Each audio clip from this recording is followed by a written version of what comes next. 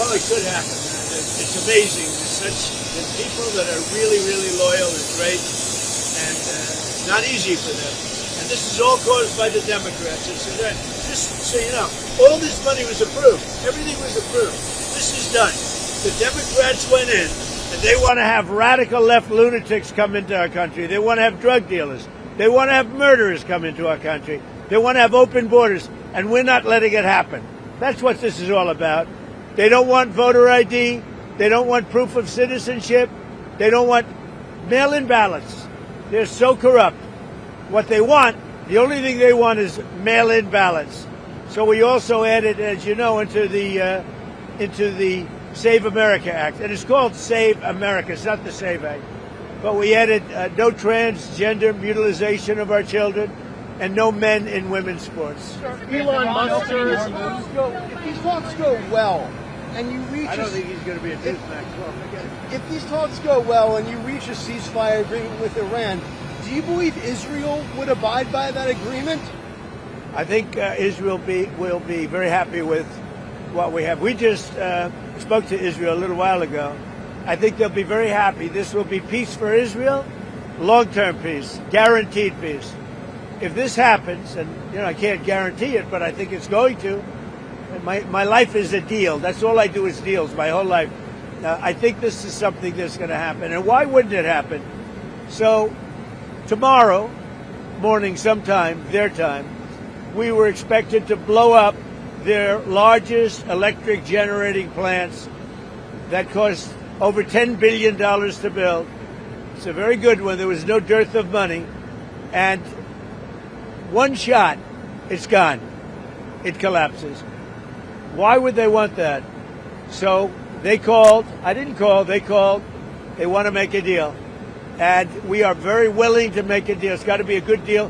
And it's got to be no more wars, no more nuclear weapons. They're not going to have nuclear weapons anymore. They're agreeing to that. Any of that stuff, there's no deal. Have they offered to reopen? You said you want to get the enriched uranium. How are you going to get the enriched uranium? Are you going to? It's very easy. If we have a deal with them, we're going down and we'll take it ourselves. Can I ask you, the Treasury lifted sanctions on Iranian oil that was out to sea. You criticized President Obama for giving Iran $1.7 billion. Well, I just want to have as much oil in the system as possible. And we don't even know if Iran gets that money. Frankly, I think it's very hard for them to get it. But you have ships that are out there that are loaded up with oil. Rather than keep it there, I would rather see it go to the system. Any small amount of money that Iran gets is not going to have any difference in this war. But I want to have the system be lubricated. Even $14 billion, you don't think helps them? Where's the $14 billion? Because the inflated price, they get $14 billion from the. I don't think they're getting the money. Oil. I could tell you when this is all over, I will tell you who's getting the money. Mr. President, the Marines from California, given that it'll take them weeks to arrive, is the intention to police the Strait or take cars? What are you talking about? Well, it's been reported that there are Marines that left California, left San Diego last week, at the end of the week. Why are they headed there now? Well, let me ask you this. If you were in my position and I asked you that question, do you really believe I'd give you an answer? It's a crazy question. Mr. President, we don't talk about strategy. Yeah? Another young woman was killed by an illegal immigrant. That was why they nominated the Biden administration. Let in by Biden. Give a message for her family. It's devastating. These people were let in by Biden. We're getting them out. We're getting them out fast. That's why ICE is so important. They're doing such a good job. This animal, I saw the whole thing last night. They gave me a briefing. Came in through Joe Biden with his open door policy, and his border czar, Kamala, who never saw the border. Never made one phone call. All the ICE people, you see, they all know me. Everyone knows me. They like me. I speak to them all the time. Didn't make one phone call during 4 years. She was the border czar to anybody on the border. Never went there. This person came in through the open door policy of Joe Biden, and we have others. We're taking them out by the tens of thousands. We're doing a great job, but it's a shame. They've hurt our country. Just remember this. Joe Biden and that gang of radical left lunatics, some very smart, but radical left and bad ideology, sick people. These people have hurt our country very badly. Are we directly talking with Iran? Those Iranian power plants. that different from what Russia has been doing in Ukraine by hitting Ukrainian power? Well, I think it's a lot different. And if you look at the nuclear weapons that they wanted to have, that they wanted to possess, a lot of things are different. I'm not a fan of what Russia's doing either, just so you understand. All right? But it's a lot different. You're talking about a country that has been evil for 47 years. They've been horrible. Death all over the world, not just us. Look at the way they attacked unexpectedly all of those countries surrounding them. It was not supposed to be. Nobody was even thinking about it. But they wanted to take over the Middle East, and they wanted to knock out Israel permanently. And if they had a nuclear weapon, they would have been able to do that. Are Mr. President talking to Iran? Mr. President, What? do you know whether Joe Kent was leaking? Look, I'm not a fan of the guy. If you look at, and you never cover this, if you look at his truths or whatever he went on, if it's X or truth, if you look at his truths or his statements, he was all for everything. All of a sudden, he wasn't. He was a man that I met at Dover. He came and his wife was killed.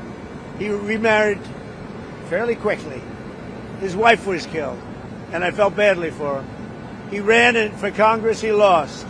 He ran for Congress again, and he lost. I said, you know, he's a guy, nice guy, seemed like a very nice guy. I met him. He was pretty heartbroken, But I said, you know, it's a shame. He ran for Congress twice.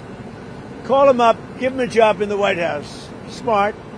They gave him a job in the White House, and this is what he does to me, you know? Being a nice guy doesn't pay off too much. Mr. President. Think of it. He loses twice in Congress, ran not very good campaigns, should have won, but he loses twice. How do I get him? I have my people call him, because I didn't deal with him for the most part. I saw him a couple of times, but I never dealt with him at all. I had no idea his ideology was left or right, whatever it is. I can say this. He said very strongly that Iran is not a threat.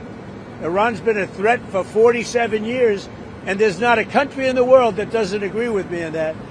So I take this guy, Joe Kent, who lost twice for Congress, pretty badly and tough, and was devastated, and I know that he lost his wife.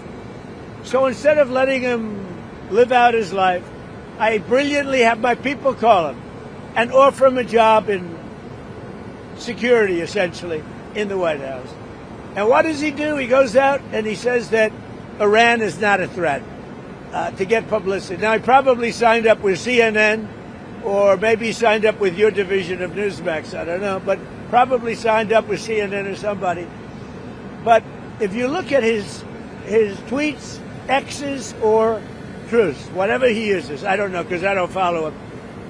What he said is 100% he agrees with me. All of a sudden he leaves.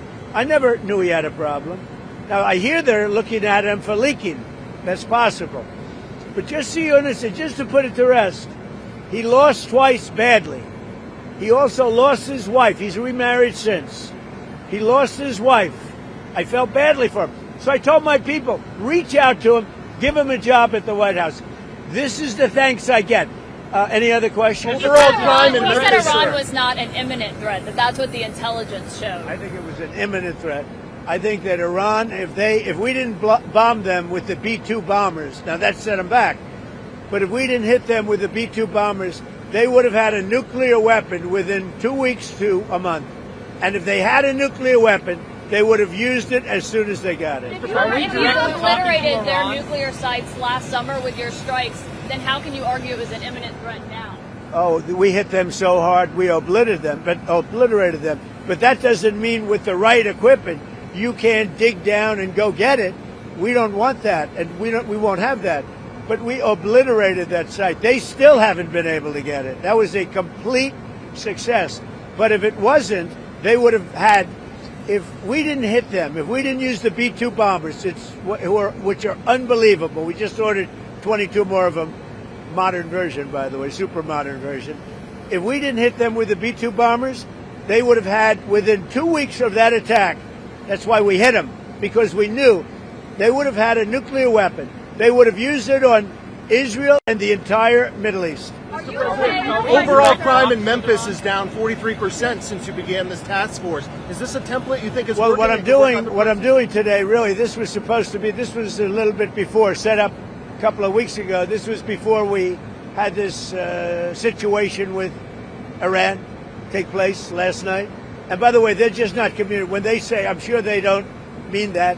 When somebody says, oh, I didn't know you were talking. We were talking last night, and I'm sure they have a lack of communication, which is appropriate considering we blew up, in addition to their Navy, Air Force, every division, their radar. We also blew up all of their anti-aircraft and communication. So they have no telecommunications. So there is a lack of, I would imagine, a lack of coordination. If you're worried about the miscommunication, well, we think all we can do is think. Look, we have numerous leader groups. They've all been killed. Very dangerous position. Khomeini was killed. Khomeini's son is unavailable. Nobody knows what happened to him. I can say they haven't seen him there either. Something is going on with him. But regardless, I don't consider him really the leader. But they do have some leaders left because we blew up group number 1, group number 2, a lot of group number 3. But we think we have people that are very representative of the country and will do a good job in representing. Elon Musk has offered to pay TSA workers during this DHS shutdown. Is this something that you've been speaking to him about? Yeah, I'd love it. I think it's great. Let him do that. And I want to thank ICE because they stepped in so strongly. They'll do great. And if that's not enough, I'll bring in the National Guard. We're not going to have the Democrats destroy our country. These people are the most destructive, sick people, the Democrats. They want, and they're fighting for this. They're fighting for men and women's sports. They're fighting for transgender for everybody. Everybody go out, get your kid a nice operation, and change the sex of your kid. They're fighting for, think of it. They don't want you to do voter ID. You walk into a booth. In California, if a person who's doing voting, an official, asks you for identification, they're subject to being arrested. What's wrong with this country? So we're fighting it hard. And I think they should, because the Democrats are being blamed for the shutdown, and it's their fault, and they're getting killed. That's why when I announced yesterday about ICE, the Democrats called. We want to settle. We want to settle. And I told the people, don't settle. Don't settle. Because we have something bigger. Only settle if you get the Save America Act, voter ID, and so important, proof of citizenship, etc. Thank you very much. Whose idea was that? To put ICE in the airport? We're dealing really... Whose idea was it? Mine. That was mine. Can I ask you said that was like the paperclip. You know the story of the paperclip? 182 years ago, a man discovered the paperclip. It was so simple. And everybody that looked at it say, why didn't I think of that? ICE was my idea. First person I called was Tom Homan. I said, what do you think? He said, I think it's great. Then I saw today there was some masks on. I didn't think the masks were appropriate. I put out a statement and I asked them, would it be possible to take off the mask? Because they should wear a mask when they're dealing with the murderers and the thugs let into our country. You said there's many points of agreement with Iran right now. Many. What can you give us a many, of those? like 15 points. 15 points. Iran has said yes. Well, they're not going to have a nuclear weapon. That's number 1. That's number 1, 2, and 3. They will never have a nuclear weapon. They said yes to that? They've agreed to that. Will we see illegal migrant arrests at airports, sir? Arrests? Will we see ICE arresting illegal migrants at airports? Yeah, that's why the Democrats are going crazy. Because they've allowed, by what they did, and hold up, we put ICE, who are a very high level, I mean, they really are a high level group of people. And they love it because they're able to now arrest illegals as they come into the country. That's very fertile territory. But that's not why they're there. They're really there to help. Are we talking to Iran directly? To no enrichment whatsoever, even for medical purposes, civilian purposes? They have. Thank you. What about the Strait of Hormuz? Who's going to be in control of that? That'll be opened very soon if this works. How soon? And who's in control of it? Will Iran still be able to control the flow of oil? Be jointly controlled. By whom? Maybe me. Maybe me. You want the United States to be in Me control and the Ayatollah, whoever the Ayatollah is, whoever the next Ayatollah. Look, and there'll also be a form of a very serious form of a regime change. Now, in all fairness, everybody's been killed from the regime. They're really starting off. There's automatically a regime change, but we're dealing with some people that I find to be very reasonable, very solid. The people within know who they are. They're very respected. And maybe one of them will be exactly what we're looking for. Look at Venezuela, how well that's working out.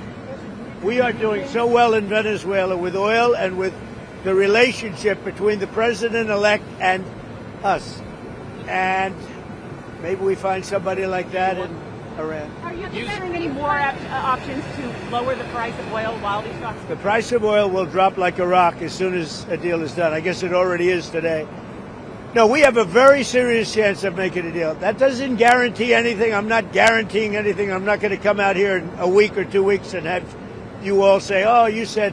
I didn't say anything. All I'm saying is we are in the throes of a real possibility of making a deal. And I think if I were a betting man, I'd bet for it. But again, I'm not guaranteeing anything. They want to make a deal very badly. Thank you. What changes would you like to see in DHS under Mark Wayne Mullen? Well, he's going to be fantastic. He'll make his own change. He's already given me a list of people he wants to bring. He's a fantastic guy. I think he's just the right guy. You all know him. He's a very open, smart guy, very successful actually in business, which people don't know. And he's a friend of mine. I think Mark Wayne is going to be fantastic. Thank you.